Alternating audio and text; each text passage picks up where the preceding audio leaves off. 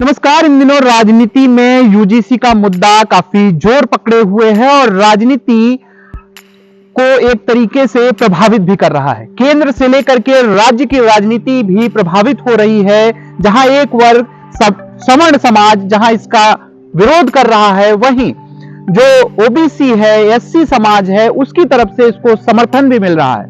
हालांकि supreme court ने रोक लगा रखी है, लेकिन उसके बावजूद भी अभी भी समाज उद्वेलित है। नमस्कार, आप देख रहे हैं समय चक्र टाइम्स और मैं हूं आपके साथ आलोक दीक्षित। इस मुद्दे पर आज बातचीत करने के लिए हमारे साथ मौजूद है डॉक्टर अशोक शुक्ला जी, जो कि पूर्व प्रशासनिक अधिकारी भी रहे हैं और अभी हाल ही में सेवानिवृत्त हुए हैं। अभी हाल फिलहाल सर हाईकोर्ट में प्रैक्टिस भी कर रहे हैं। सर, बहुत बहुत स्वागत आपका समय चक्र टाइम्स में हमसे बातचीत करने के लिए।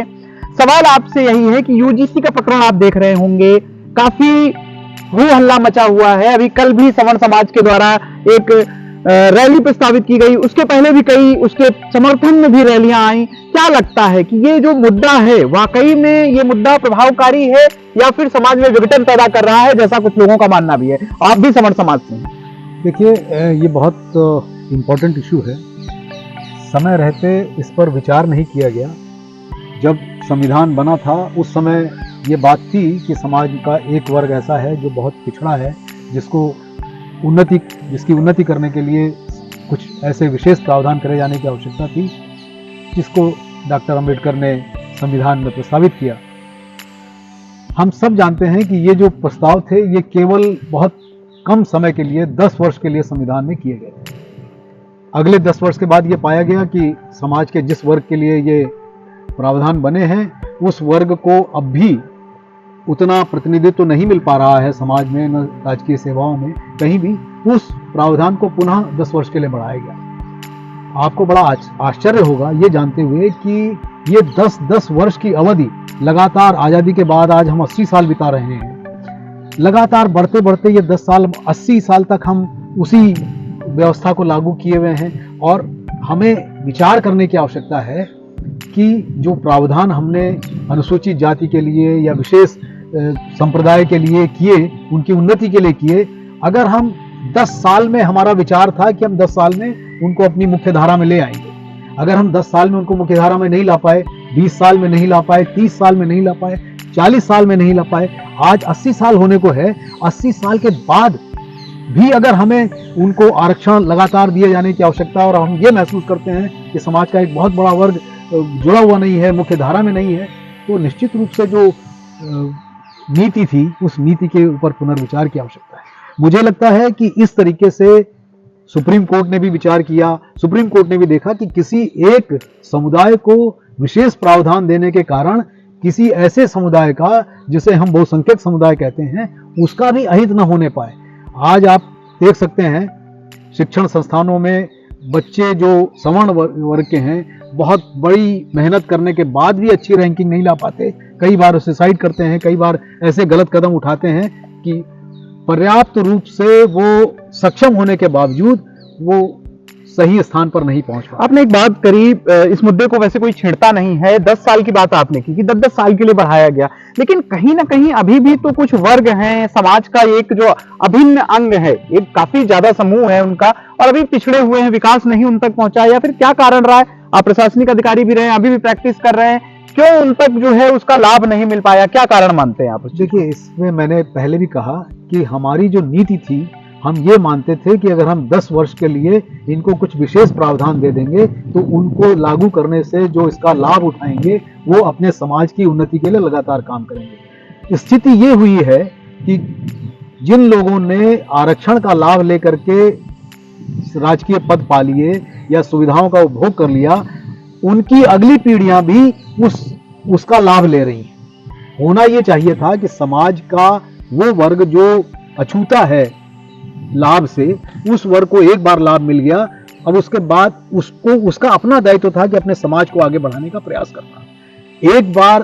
एक परिवार को एक बार आरक्षण का लाभ दिए जाने की आवश्यकता है मेरे विचार से। ऐसा नहीं कि उत्तरोत्तर, अभी आप देखते होंगे कि एक IAS अफसर हैं राजस्थान कैडर की, जिनके फादर भी अखिल भारतीय सेवा के अधिकारी रहे, उनकी माताजी भी अखिल भारतीय सेवा की अधिकारी रहीं, UPSC में टॉपर थी, आजकल सोशल मीडिया पे बड़ी वायरल रहती हैं, उनकी बहुत सारी वो भी आरक्षण का लाभ पा करके यूपीएससी की टॉपर हो जाती हैं। उनकी मार्कशीट प्रीलिम्स की सोशल मीडिया पे घूमने को बहुत दिन तक घूमती रही कि वो 96 मार्क्स पा करके भी मेन एग्जाम देने के लिए क्वालिफाई करती हैं, जबकि सवर्ण समाज का एक लड़का उनसे दुगने नंबर पाने के बाद भी क्वालिफाई नहीं कर पाता है। तो इस पर पुनर्विचार की आवश्यकता है कि जो लोग लाभ पा चुके हैं उन लोगों को स्वेच्छा से, जैसे मोदी जी ने एक स्कीम लगाई थी कि जो लोग गैस पर सब्सिडी मिलती थी, उन्होंने एक योजना लागू की, ये कहा कि जो लोग स्वेच्छा से अपनी गैस सब्सिडी छोड़ना चाहते हैं, जो सक्षम हो गए हैं, वो इसे छोड़ दें। ठीक इसी तरीके से इस मुद्दे पर जो आरक्षण का मुद्दा है, उस पर भी एक ऐसे ही आंदोलन की जरूरत है, एक ऐसे ही प्रयास की जरूरत है कि जो आरक्षण का लाभ पा करके अपना सामाजिक आर्थिक स्तर ऊंचा कर चुके हैं, वो स्वेच्छा से उस आरक्षण से स्वयं को वो कर लें, हटा लें, बाहर निकाल लें, और दूसरे परिवार को आगे बढ़ने दें। बिल्कुल बिल्कुल, आप जो कह रहे हैं दूसरे परिवार को आगे बढ़ने दें, लेकिन सवाल फिर वही आ जाता है जैसे यूजीसी का प्रकरण है। क्या लगता है कि यूजीसी के प्रकरण पे सरकार जो है बैकफुट पे जा रही है, या फिर जो आंदोलन हो रहे हैं सवर्ण समाज वाकई नाराज है, या फिर इसका सिर्फ एक ताना बाना बुना जा रहा है? जमीन पे आपको नाराजगी दिख रही? मुझे तो ये नाराजगी काफी समय से दिख रही है। जैसा लोगों को लगता है कि एक समाज बहुत आगे बढ़ करके उनके समाज के एक विशेष जाति के लीडर पैदा हो जाते हैं, अभी एक जाति का लीडर पैदा होता है, बाद में दूसरी जाति का लीडर पैदा होता है, फिर राजनीतिक पार्टियां एक जाति विशेष का लेकर के सम्मान समारोह आयोजित करती हैं। ये सारी की सारी चीजें समाज में जाति विशेष को का एक ग्रुप बनाने तक सीमित होती जा रही है। ये बहुत अच्छी बात नहीं है। इस देश को लेकर के सबको आगे बढ़ना है। ऐसा नहीं कि एक पिछड़ा समाज या एक अनुसूचित जाति का समाज या सवर्ण समाज अकेले ही देश को आगे ले जाएगा। सबको मिल करके आगे बढ़ना है, सबको इस देश को आगे ले जाना है। तो ये जो राजनीतिक दलों की अपनी इच्छा शक्ति की कमी है, वो ऐसे विषय को नहीं छेड़ना चाहते। उनको लगता है कि अगर हम किसी एक, जो विषय मैंने उठाया कि अगर कोई आरक्षण का लाभ ले चुका है एक बार, तो उसको स्वेच्छा से उस आरक्षण से स्वयं को आगे के लिए वंचित करते हुए दूसरे परिवारों को आगे बढ़ने के लिए प्रेरित करना चाहिए। इस तरीके का मुद्दा उठाने की इच्छा शक्ति किसी भी राजनीतिक दल में नहीं बची है। 2027 में वक्त नहीं है, सारे राजनीतिक दलों ने तैयारियां चालू कर दी हैं। अभी हाल फिलहाल मोहन भागवत जी आए थे, संघ प्रमुख हैं, उत्तर प्रदेश के दौरे पे थे, मुख्यमंत्री जी से मुलाकात हुई, उप मुख्यमंत्री से मुलाकात हुई। उसके बाद उप मुख्यमंत्री के द्वारा बयान आना कि जो बटुकों के साथ शिखा खींची गई उनको काफी पाप पड़ेगा, और उस पर अखिलेश यादव का तंज। कैसे देखते हैं, क्या राजनीतिक समीकरण बदल रहे हैं? देखिए, मैं व्यक्तिगत रूप से इसको इस तरह देखता हूं कि संत का अर्थ होता है क्षमा।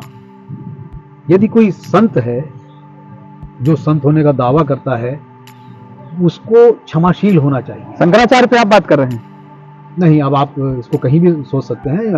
आजकल तो संत राजशाही में संत विद्यमान हैं, जो अपने आप को कहते हैं कि हम हमारे पास क्या है। हम कुछ लोग तो झोला उठा के चलने की बात कहते हैं, कुछ लोग ये कहते हैं कि न तो हमारे पास परिवार है न कुछ है, लेकिन उनकी मठाधीशी आज भी चल रही है।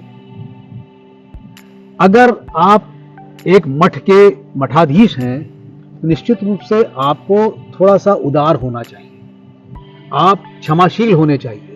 आपके मन में सारे आप अगर पूरे के पूरे प्रदेश का नेतृत्व कर रहे हैं, तो आपके अंदर इस बात की संभावना होनी चाहिए कि पूरा प्रदेश हमारा है, हमको सबके प्रति समान व्यवहार रखना है और सबसे बड़ा सम्मानजनक व्यवहार रखना है। किसी भी वरिष्ठ से क्षमा मांगना, शंकराचार्य से बड़ा कौन है?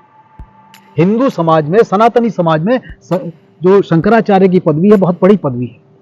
उनके सामने हमारे प्रधानमंत्री जी, अभी वीडियो सोशल मीडिया पे वायरल है कि प्रधानमंत्री जाकर के उनके चरणों में बैठते हैं। अगर इतना बड़ा व्यक्तित्व उनके चरणों में जाकर के कभी बैठ सकता था, तो एक अगर त्रुटि हमसे नहीं हुई, हमारे कारिंदों से अगर कोई त्रुटि हुई, उसके लिए अगर हम एक बार ये कह दें कि अरे भाई, इन कारिंदों की त्रुटि के लिए मैं क्षमा मांगता हूं। हमारे मुख्यमंत्री, उप मुख्यमंत्री जी ने स्वयं क्षमा मांगी। उन्होंने कहा कि अरे हम अब पहुंच रहे हैं, आपको हम आपका सम्मान कर रहे हैं, आप स्नान करके जाइए। ये गए नहीं, लेकिन नहीं गए, ये अलग इश्यू है। पता नहीं क्या परिस्थितियां बनी कि क्यों नहीं जा पाए, या किसी ने नहीं जाने दिया। इसके पीछे बहुत सारे सवाल हो सकते हैं। हो सकता है कि उनकी इच्छा रही हो जाने की, हो सकता है कि उनको न जाने दिया गया हो, या हो सकता है कि कुछ और संदेश देना चाहते हो इसलिए न गए हो। तो इसको राजनीति बनाने के बजाय छोटा सा 2 मिनट का काम था। अगर हमारा नेतृत्व ये बयान दे देता कि अगर किसी हमारे पुलिस वाले से या किसी हमारे कारिंदे से, किसी मजिस्ट्रेट से कोई अभद्र व्यवहार उनके प्रति हो गया है, तो हम सारे के सारे अपनी जनता के, आपको याद होगा जब अयोध्या में बाबरी मस्जिद ढही थी, उस समय कल्याण सिंह जी ने जब इस्तीफा दिया था तो ये कहा था कि अपनी पूरी की पूरी मतलब पूरी सरकार की तरफ से, अपने सारे अधिकारियों की तरफ से सबकी जिम्मेदारी मैं लेता हूं और मैं अपने पद से त्यागपत्र देता हूं। वो कितना बड़ा व्यक्तित्व था कि उन्होंने सबको, मतलब सारे के सारे अधिकार, मतलब उनके अधीनस्थ जितने लोग थे उन सबको अपने में समाहित करके माना और इस बात के लिए क्षमा मांगी, सारी जनता से क्षमा मांगी और प्रायश्चित भी किया। उसका परिणाम भी निकला। उसका परिणाम ये निकला कि आने वाले समय में लोगों को लगा कि ये दल, ऐसा राजनीतिक दल जिसने अगर कोई गलती हो गई है, अभी आप सोशल मीडिया पे ट्रोल करेंगे तो आप देखेंगे कि बहुत सारे वीडियोस उस समय के आदरणीय अडवाणी जी के और बहुत सारे बड़े बड़े लीडरों के वीडियोस वायरल हैं जिसमें कहा जा रहा है, वो कहते हैं कि ये हमसे गलती हो गई, क्योंकि हमारा समाज, देश हमारा इस तरीके का नहीं था जिसमें हम किसी एक समुदाय को गाली दे करके, एक समुदाय को परेशान करके, एक समुदाय के प्रति घृणा भर करके हम दूसरे समुदाय को आगे बढ़ाएं। हम सब साथ बढ़ना चाहते हैं। इसी पर हमारे देश की नींव बनी। नहीं, एक सवाल आता है ना वही कि असली हिंदू, नकली हिंदू, 40 दिन का समय आज के बनाए, तो ये क्या है, ये राजनीतिक, ये देखिए ऐसा है ना, ये सब नए सवाल, नए अनावश्यक भ्रांतियां पैदा की जा रही है। किसके द्वारा भ्रांति पैदा करी जा रही है, क्या लगता है? सब समझदार हैं, सब जानते हैं। जनता इतनी मूर्ख नहीं। खुल के बोलिए, आप तो प्रशासन में रहे हैं, खुल के बोलिए। मैं खुल के ही बोल रहा हूँ। लोग समझते हैं, लोगों की समझ में आता है कि कौन ये भ्रांतियां पैदा कर रहा है। आप ये बताइए कि जब तथाकथित हिंदू समाज का प्रतिनिधित्व करने वाली, जो अपने आप को कहती है कि मैं हिंदू समाज का प्रतिनिधित्व करता हूं और मैं ही सनातन की रक्षा करने के लिए, एक ही ऐसा दल है जो सनातन की रक्षा कर सकता है, जब वो सत्ता में नहीं था तो क्या सनातन समाज लुप्त प्राय हो गया? तो क्या डर दिखाया जा रहा है? अब ये तो आपके दर्शक बहुत अच्छा तरीके से समझ सकते हैं कि क्या डर दिखाया जा रहा है, या अनावश्यक ये झूठा डर दिखाया जा रहा है, या वास्तविक डर दिखाया जा रहा है, या ये कृत्रिम आवरण है, कृत्रिम चीजें हैं, कृत्रिम चीजें पैदा करके लोगों के विचार को प्रभावित करने का प्रयास किया जा रहा है। ये सब समझ सकते हैं इस बात को। इसके लिए किसी विशेष मोहन भागवत जी का आना, फिर मैं आपसे वही सवाल पूछ रहा हूँ, मोहन भागवत जी का आना, अलग अलग जो है मिलना, फिर बटुकों का सम्मान करना, क्या देखते हैं वाकई में भारतीय जनता पार्टी भी डर रही है 2027 में आने से पहले कि ब्राह्मण समाज या सवर्ण समाज नाराज ना हो जाए, एक जो है कंप्रोमाइज है एक तरीके से? हर राजनीतिक दल इस समय इस प्रयास में है कि समाज के किसी एक बड़े वर्ग को नाराज न करे। इसी के तहत सारे राजनीतिक दल इस प्रकार की कार्यप्रणाली अपना रहे हैं जिससे कोई एक बड़ा ग्रुप जो है समाज का नाराज ना होने पाए। वो सनातनी समाज के अंदर भी हो सकता है, वो मुस्लिम समाज के अंदर भी हो सकता है, वो किसी अन्य अल्पसंख्यक समाज के अंदर भी हो सकता है। तो सबका प्रयास है, हर राजनीतिक दल का प्रयास है, और वो लोगों का प्रयास विशेष रूप से होगा उन लोगों का जो अपने आप को दावा करते हैं कि हम हिंदुत्व के रक्षक हैं या हम सनातन धर्म के रक्षक हैं। अगर उनको ये लगेगा कि हमारा एक बहुत बड़ा समाज जो सनातनी समाज को दिशा देने का काम करता है, वो अगर हमसे नाराज होगा तो निश्चित रूप से उनके लिए बहुत अच्छी स्थिति नहीं होगी। तो ब्राह्मणों के पास विकल्प क्या है, क्या लगता है ब्राह्मणों के पास क्या विकल्प है? बसपा की तरफ से भी जो है उनको बुलाया जा रहा है, समाजवादी पार्टी भी जो है बुला रही है, क्या लगता है क्या विकल्प है ब्राह्मणों के पास? देखिए, ब्राह्मण, मैं समुदाय की बात नहीं करता, मैं बात करता हूं विचारशीलता की। जो भी विचारशील व्यक्ति होगा वो इस बात को समझ सकता है कि किस शासन के किस दौर में किसके प्रति कैसा आचरण किया गया, और इसके आधार पर सब अपना निर्णय लेंगे। मुझे वर्तमान में ये लगता है कि तथाकथित जो सवर्ण समाज है उसके प्रति बहुत सहिष्णुता नहीं है। उसके लोग, चाहे वो शासन में बैठे हों, चाहे वो शासन में न बैठे हों, बाहर अपने कार्य कर रहे हों, या बच्चे जो कंपटीशन दे रहे हैं, जो बच्चे जो तैयारियां कर रहे हैं प्रशासनिक सेवाओं में आने की, वो सब कहीं ना कहीं ये महसूस करते हैं कि हमको हमारे प्रति बहुत सद्भाव नहीं है। क्यों महसूस कर रहे हैं ऐसा? ऐसी स्थिति क्यों पैदा होने पाई कि समाज में एक बहुत बड़ा वर्ग अपने आप को असुरक्षित सा महसूस करने लगा? सिर्फ सवर्ण समाज ही नहीं, और भी अल्पसंख्यक समाज के लोग ऐसे हैं जो अपने आप को असुरक्षित महसूस करते हैं। उनको लगता है कि हम सुरक्षित नहीं हैं, हम कहीं भी ऐसी स्थिति में फंस सकते हैं कि हमको किसी भी रूप में फंसाया जा सके। एक छोटा सा उदाहरण दूं, आज ताज़ा भी आपने पेपर की हेडिंग देखी होगी जिसमें लिखा है कि शंकराचार्य जी के ऊपर कोई एक मुकदमा दर्ज किया गया है। आप इसकी टाइमिंग को लेकर के आपके साथ एक विवाद होता है, आप जो है समाज में एक पूरे के पूरे सवर्ण समाज को आगे ले जाने के लिए उसको दिशा देने का काम करने का प्रयास करते हैं, ठीक उसी समय आपके विरुद्ध एक मुकदमा दर्ज हो जाता है। जबकि ऐसे बहुत सारे उदाहरण हैं हमारे राजनीति में कि जिनके ऊपर सैकड़ों मुकदमे थे, उनके मुकदमे वापस ले लिए जाते हैं।